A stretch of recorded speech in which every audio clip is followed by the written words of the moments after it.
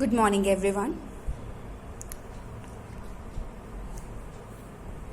Today we will start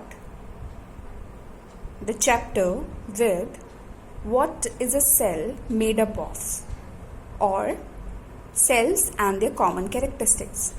We know that each and every organism has number of cells, but there are certain characteristics which are common in all the cells. Means these characteristics are found in all the cells, whether it is an animal or a plant or some bacteria. These characteristics are in common. What are that? Let's study about it. First is, all cells have an outer covering plasma membrane. सारी ही cell के पास एक outer covering होती है which is known as plasma membrane or cell membrane. Every cell has a nucleus which is also called brain of the cell, and every cell has a cytoplasm which is the liquid content present in the cell in which all the cell organelles are floating. Today we will study about the first one, which is the cell membrane or plasma membrane. Now, first I want to ask a question that whenever you are drawing a cell, whether it is plant or animal, what is the first thing you draw in it? It must be an outer covering cell membrane or a plasma membrane. Yes or no? And after that, we'll draw all the parts of the cell inside it. Of course, the parts which are present inside the cell are more fascinating in comparison to the plasma membrane. But this plasma membrane plays a very important role in the cell. So what does it do? First of all, the plasma membrane is just like the wall in the cell. Just like the walls in our house, in our home, protect us from the weather, from the animals, from the strangers. In the same way, the plasma membrane protects the cell from the outermost bacteria, outermost content, etc.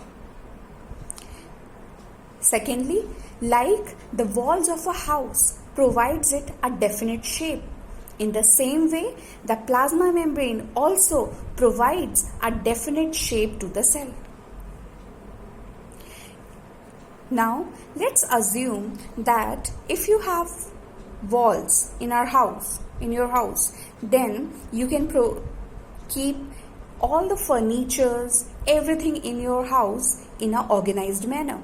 In the same way, the plasma membrane also provides all the organelles or the parts of the cell to organize it inside the cell in an organized manner. Now, just think about that the door in our house helps to come in and go out of the cell of the house. In the same way, that house will be locked by you only and not by any of the stranger. In the same way, the small pores present in the plasma membrane helps move in and move out the contents inside the cell and outside the cell, and do not allow all the substances to move in and out. That is why plasma membrane is called selectively permeable membrane. Selectively means it allows only selective substances to move in and to move out. Now, consider about the windows in your house and the small doors which you kept it for the pets, etc. What they do? They allow only the smaller substances to move in and to move out.